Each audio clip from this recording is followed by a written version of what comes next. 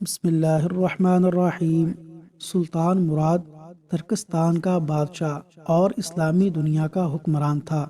عیسائیوں کی بڑی حکومتیں بھی اس کے نام سے کامتی تھیں۔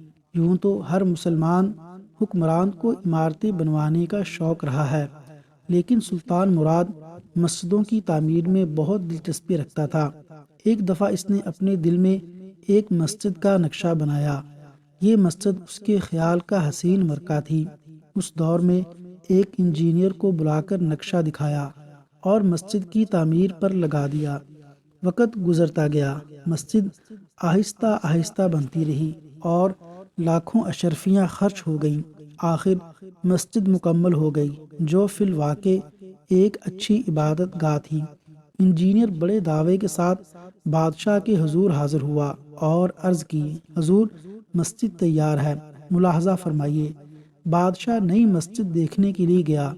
مسجد کو ہر طرف سے دیکھا، اوپر سے، نیچے سے، شمال و جنوب سے، مگر اتفاق کہ اچھی عمارت اپنے تقاضے کے لیے بادشاہ کی پسند کی منتظر ہوتی ہے، مگر بادشاہ کہ اسے یہ عمارت قطعاً پسند نہیں آئی۔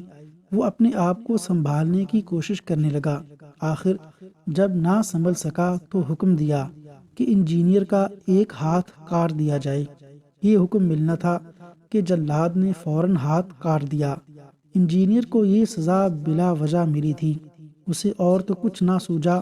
وہ سیدھا قاضی کی عدالت میں جا پہنچا اور دعویٰ دائر کر دیا۔ قاضی نے بادشاہ کو حاضر ہونے کا حکم دیا۔ جب بادشاہ حاضر ہوا تو عدالت میں انجینئر بھی کھڑا تھا۔ بادشاہ یہ دیکھ کر گھبرا گیا۔ قاضی نے بادشاہ کے بیانات لیے اور حکم دیا کہ بادشاہ کا بھی ایک ہاتھ کاٹ دیا جائے۔ اس ہاتھ سے بھی خون گرنا چاہیے تاکہ وہ آئندہ غلط فیصلے سے گریز کرے۔ بادشاہ نے قاضی کا فیصلہ سنا تو اپنا ہاتھ آگے بڑھایا۔ انجینئر نے دیکھا تو اس کی چیخیں نکل گئیں اور بولا، میں نے انصاف پا لیا، میں بادشاہ کو اپنا خون معاف کرتا ہوں اور کسی دباؤ کے بغیر بخشتا ہوں۔